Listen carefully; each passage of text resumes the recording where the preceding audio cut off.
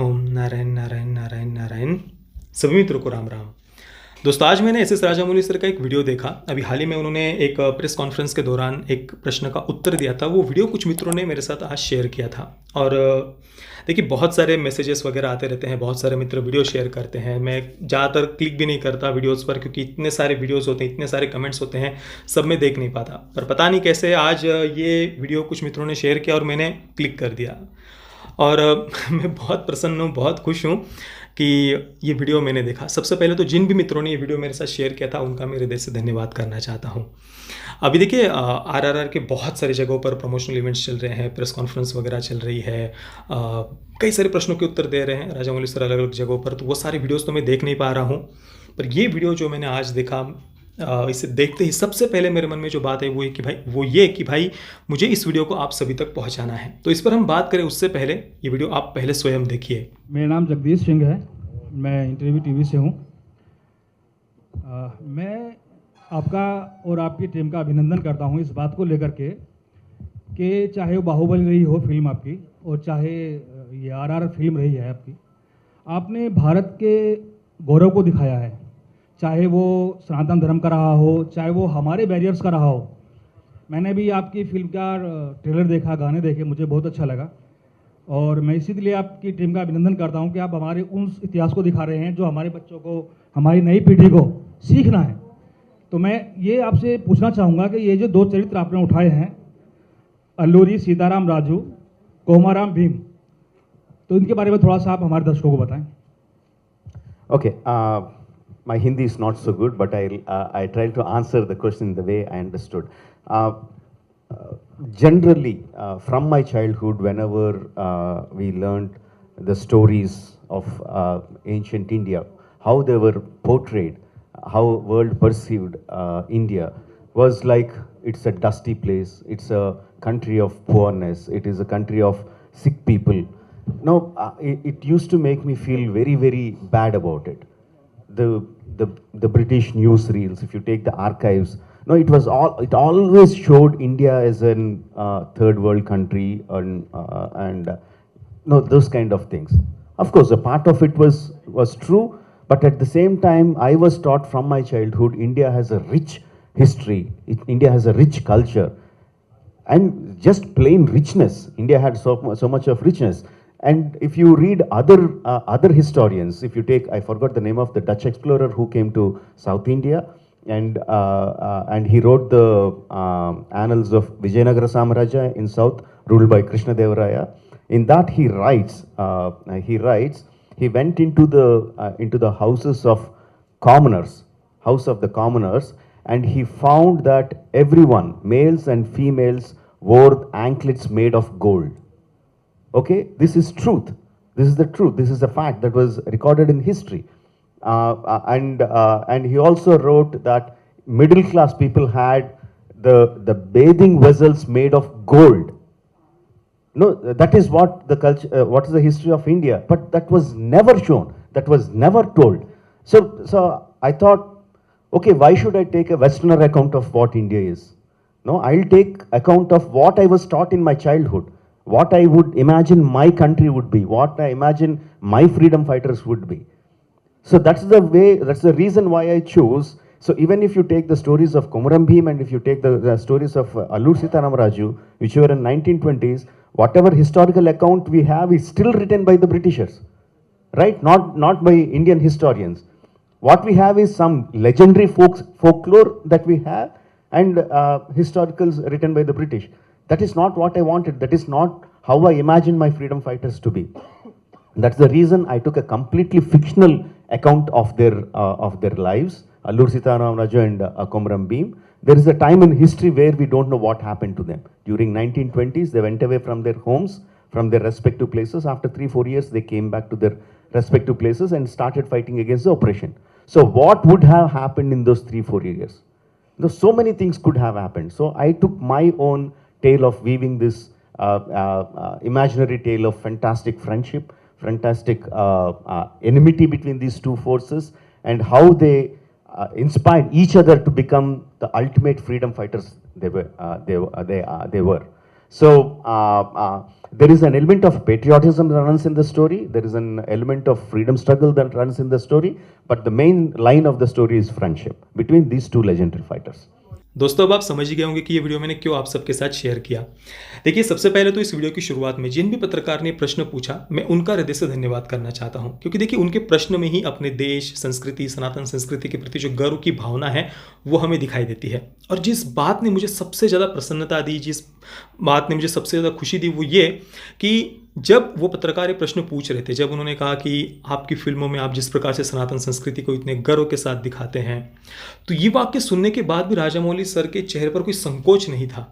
मुझे पूरा विश्वास है इसकी जगह अगर कोई बॉलीवुड का फिल्म मेकर होता ना, मतलब बॉलीवुड के फिल्म मेकर तो सनातन संस्कृति को गर्व से दिखाते ही नहीं हैं, ये कोई बहुत ही एक्सेप्शनल बात हो तो वो अलग बात है, पर ज़्यादातर हमें ऐसा देखने को नहीं मिलता। पर अगर किसी बॉलीवुड के फिल्म मेकर को ऐसा कुछ पूछा जाता ना, सनातन संस्कृति, हिंदू संस्कृति, ये नाम सुनते ही हमने देखा है बॉलीवुड के फिल्म मेकर्स को तो एक प्रकार से शॉक लग जाता है, झटका लग जाता है, और तुरंत वो अपने आप को, भाई हमें कैसे ना कैसे करके अपने आप को सेक्युलर दिखाना है। एक बहुत बड़े एक्टर भी है, हमने देखा, उनसे भी इसी प्रकार से पूछा गया, तो उनके मतलब उनकी श्रद्धा, आस्था के बारे में पूछा गया था, तो भाई उन्होंने कहा नहीं नहीं, मैं तो अपने आप को बहुत सेक्युलर मानता हूँ, ये मतलब अपने आप को वो हिंदू कहने से भी हमने देखा है बॉलीवुड के कई सारे कलाकार, फिल्म मेकर्स संकोच करते हैं। कई बार, एक बार नहीं, हमने कई बार ये बातें देखी हुई है। पर यहाँ पर राजामौली सर को देखिए, जो वे पत्रकार थे, उन्होंने प्रश्न पूछा और राजामौली सर ने उतना ही हृदय से, ऐसा नहीं कि बस उत्तर देना है इसलिए कुछ ऊपर से कुछ एक दो लाइनें बोल दी, हाँ हाँ भाई ठीक है धन्यवाद, ऐसा नहीं, उन्होंने पूरा हृदय से समझाया उन्होंने कि उनके मन में क्या बात है, वे क्यों ये दिखा रहे हैं, इसके पीछे की उनकी भावना क्या है, ये सारी बातें राजामौली सर ने यहाँ पर हृदय से समझाई।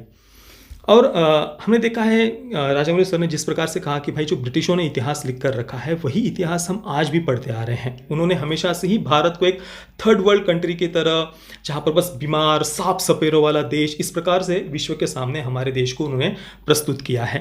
पर अगर हम आज से सैकड़ों वर्ष पहले जो कुछ उन्होंने, जैसे कि राजामौली सर ने कहा, एक डच एक्सप्लोरर का उन्होंने उदाहरण दिया, केवल डच यात्री ही नहीं, इसके साथ ही कुछ जो चाइनीज़ एक्सप्लोरर्स या ग्रीक एक्सप्लोरर्स के भी हमें उदाहरण देखने को मिलते हैं, जो आज से करीब 1100 वर्ष पहले जब उन्होंने भारत की यात्रा की थी, तो उस समय उन्होंने हम भारत के बारे में जो बातें लिख कर रखी है कि भारत का इतिहास कितना गौरवशाली था, यहाँ के लोग कितने संपन्न थे, तो इसके बारे में वर्णन हमें जो डच एक्सप्लोरर्स थे, चाइनीज़ एक्सप्लोरर है, उनसे ये बातें हमें पढ़ने को मिलती है। पर अगर हम देखें ब्रिटिश इतिहासकारों के द्वारा लिखा गया जो इतिहास है, या उसके बाद में वामपंथी इतिहासकारों के द्वारा लिखा गया जो इतिहास है, वो इससे बिल्कुल ही विपरीत है, बिल्कुल ही अपोजिट है। हम सभी जानते हैं कि ब्रिटिशों ने किस प्रकार से डिवाइड एंड रूल के जरिए हमें जात पात में बांटा, हमें आपस में ही लड़वाया, साउथ और नॉर्थ को उन्होंने किस प्रकार से अलग करने का प्रयास किया, झूठी आर्यन इन्वेजन थियरी उन्होंने ही यहाँ पर लाई, किसी न किसी प्रकार से उन्होंने हमें आपस में लड़वाने का प्रयास किया।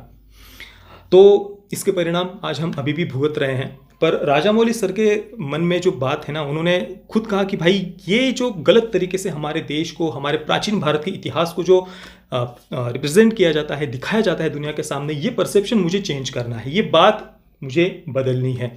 और यही हमने बाहुबली के दोनों पार्ट में भी देखा कि किस प्रकार से हमारे प्राचीन भारत को कितने गर्व के साथ में, कि हमारा देश कितना संपन्न था, इन्हीं बातों को हमने उन दोनों फिल्मों में भी देखा। और यहाँ पर अभी राजामौली सर ने भी फिर से ये बात कही कि कोमाराम भीम जी हो या अल्लूरी सीताराम राजू जी हो, उनके बारे में भी जो हम इतिहास पढ़ते हैं वो ब्रिटिश इतिहासकारों के द्वारा लिखा गया इतिहास ही पढ़ते हैं।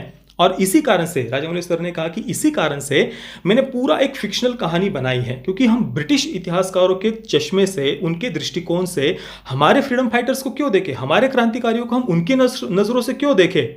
हाँ, हम तय करेंगे हमारे फ्रीडम फाइटर्स को हमें कैसे दिखना है।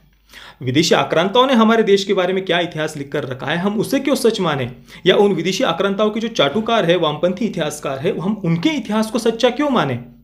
जब हमने बचपन से सुना हुआ है कि भाई यहाँ भारत के घर घर से सोने का धुआं निकलता था, सोने की चिड़िया था भारत, दूध घी की नदियाँ बहती थी, तो ये बातें केवल सुनने के लिए हमने सुनी हुई नहीं है, ये सत्य है, ये सच है। और इसके कई सारे प्रमाण हमें देखने को मिलते हैं। वास्को दी गामा ने जब भारत पर आक्रमण किया था, तो हम ये इतिहास पढ़ते हैं जिसे कहा जाता है कि कथित रूप से जिसने भारत को खोजा था, हालांकि वो एक लुटेरा था, आक्रमण करने के लिए आया था, और कई सारे जहाज वो यहाँ से सोने के भर भर के लेकर के गया था। जैसा कि राजामौली सर ने कहा, जो डच एक्सप्लोरर आया था उसने खुद ये मेंशन किया हुआ है कि यहाँ के जो लोग थे उनके पूरे शरीर पर सोने के आभूषण होते थे। केवल यही नहीं, नहाने के लिए जो वो बर्तन यूज करते थे ना, वे तक सोने के होते थे। और इसमें 1% भी अतिशयोक्ति नहीं है। वास्को दी गामा यहाँ से कई कई जहाज भर के, बड़े बड़े कई जहाज भर के सोना वो लूट कर लेकर गया। उसके बाद में ब्रिटिशों ने भी यही काम किया। और ऐसे ब्रिटिशों के बारे में वामपंथी इतिहासकार कहते हैं कि भाई उन्होंने यहाँ आकर कोई सो कॉल्ड विकास किया। वो कहते हैं कि रेलवे वगैरह लेकर के आए। उनके अनुसार तो अभी भी भारत में जो विकास हो रहा है वो ब्रिटिशों ने किया होगा। भाई उन्होंने यहाँ पर आक्रमण किया, हमारी संपत्ति को लूटा, पूरा भारत को निचोड़ कर, जब 1947 में वे भारत को कंट्रोल ही नहीं कर पा रहे थे, दूसरे विश्व युद्ध के कारण वो खुद अंदर से पूरी तरीके से खोखले हो गए थे, तब उसके बाद में भारत को निचोड़ कर, हमें और ज़्यादा तोड़ कर, डिवाइड करके वो भारत को छोड़कर चले गए। और ऐसे ब्रिटिशों को ये लोग इतना, मतलब उन्होंने हमारा विकास किया था, कोई सो कॉल्ड विकास किया था, ऐसा हमारे वामपंथी इतिहासकार बताते हैं। भाई अगर ब्रिटिशों ने भारत पर आक्रमण नहीं किया होता ना, तो आज हम जहाँ हैं उससे 50 वर्ष आगे हम होते। और भारत स्वतंत्र होने के बाद भी जो हमने तुष्टीकरण की राजनीति देखी, तथाकथित सेक्युलर राजनेताओं की जो राजनीति हमने देखी, उनकी ही सत्ता लगभग हमने 70 वर्षों तक देखी, जिन्हें भारत के विकास से ज़्यादा अपनी तुष्टीकरण की राजनीति पर ज़्यादा फोकस था उनका। उस कारण से जो नुकसान हुआ है वो भी हमने देखा। पर आज कहीं हम देख रहे हैं कि हम फिर से पूरे विश्व में अपनी एक अलग जगह बना रहे हैं। और आने वाले कुछ वर्षों में हम जो कहते हैं ना विश्वगुरु भारत, वो स्वप्न अभी दूर नहीं है। देखिए दोस्तों, आज से 150 वर्ष पहले तक का आप इतिहास देखिए, भारत के समाज के हर वर्ग से हर एक भारतीय इस देश की संस्कृति की रक्षा के लिए अपना शीश तक कटवाने के लिए हर कोई तैयार होता था। आप देख लीजिए भारत का पूरा इतिहास, यहाँ के करोड़ों करोड़ों भारतीयों ने इस देश की सभ्यता की, संस्कृति की रक्षा के लिए अपने शीश कटवाए हैं, पर उन्होंने धर्मांतरण नहीं किया। इस देश की संस्कृति को उन्होंने नष्ट नहीं होने दिया। आप भगवान बिरसा मुंडा जी को देख लीजिए, वे भी तो आदिवासी समाज से थे।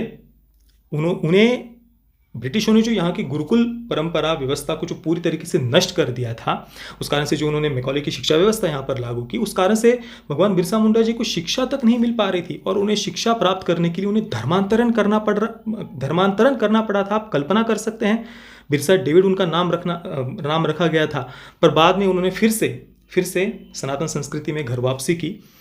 और उसके बाद में उन्होंने पूरा एक अपना अलग से एक पंथ की, हम कह सकते हैं कि शुरुआत की। बिरसाइट जो वे उन्हें जो भी फॉलो करते थे उन्हें बिरसाइट कहा जाता है। तो भगवान बिरसा मुंडा जी ने बाद में फिर अपने देश और अपनी संस्कृति का किस प्रकार से प्रचार प्रसार किया, और आजीवन वे ये जो कन्वर्जन या जो मिशनरीज वगैरह थे उनके विरुद्ध वे लड़ते रहे। और बाद में ब्रिटिशों ने किस प्रकार से विष देकर जिस प्रकार से उनकी हत्या की थी, ये हमने देखा है। उनके हजारों हजारों अनुयायियों को गोलियों से भून दिया था। तो भगवान बिरसा मुंडा जी हो, संत रविदास जी हो, या छत्रपति शिवाजी महाराज के जितने भी मावड़ा थे, वे सभी के सभी गरीब और किसान परिवार से थे। और छत्रपति शिवाजी महाराज ने अपने इन्हीं मावड़ाओं के साथ में मिलकर हिंदवी स्वराज्य की नींव रखी थी। तो अगर हम देखें तो विदेशी आक्रांताओं से पिछले 1000 वर्षों में जिन्होंने युद्ध किया, वे सभी गरीब किसान परिवार से ही थे। पर आज अगर हम देखें तो वामपंथी इतिहासकारों ने इस प्रकार से हमें आपस में बांट दिया है, इस प्रकार से हमें इतना झूठा इतिहास पढ़ाया गया है कि हमारे जो सच्चे क्रांतिकारी है, वीर है, वीरांगनाएं हैं, महापुरुष है, उनके इतिहास को कभी भी उन्होंने हमारे सामने आने ही नहीं दिया। और वामपंथियों ने बस जो समाज का जो गरीब वर्ग है, गरीब हो, किसान हो, मजदूर हो, उनका बस अपने स्वार्थ के लिए उपयोग किया है। बस उनके हाथ में हथियार पकड़वाकर देश को अंदर से एक अस्थिर करने के लिए, एक केओस क्रिएट करने के लिए बस उन्होंने यूज़ किया है। पर उनके सच्चे इतिहास को, उनके शौर्य को, पराक्रम को कभी भी वामपंथियों ने सामने नहीं आने दिया। और राजामौली सर ने ये काम आरआरआर के माध्यम से किया है। कोमराम भीम जी हो, अल्लूरी सीताराम राजू जी हो, उनके शौर्य को, पराक्रम को, वे भी आदिवासी समाज से ही थे। भगवान बिरसा मुंडा जी हो, संत रविदास जी हो, छत्रपति शिवाजी महाराज के भी जितने भी मावड़ा थे वे गरीब और किसान परिवार से ही थे। तो उनके शौर्य और पराक्रम को आज हमें देश के सामने लाने की आवश्यकता है। और आरआरआर के माध्यम से यही राजामौली सर ने किया है। मैं पर्सनली बहुत उत्सुक हूँ आरआरआर इस फिल्म को देखने के लिए। बाकी दोस्तों कल जितना जल्दी हो सके मैं आरआरआर का रिव्यू अपलोड करने का प्रयास करूँगा। हमारा जो नया चैनल है प्रतीक्स फिल्म थियरीज, वहाँ पर ये वीडियो मैं अपलोड करूँगा कल आरआरआर का रिव्यू। तो उस चैनल को आप जल्दी से सब्सक्राइब कर लीजिए और बेल आइकन को दबाना बिल्कुल भी मत भूलना। बाकी आप इस फिल्म को देखने के लिए कितने उत्सुक है मुझे आप नीचे कमेंट में अवश्य बताना। वीडियो देखने के लिए आप सभी मित्रों का बहुत बहुत धन्यवाद। जय श्री राम, वंदे मातरम।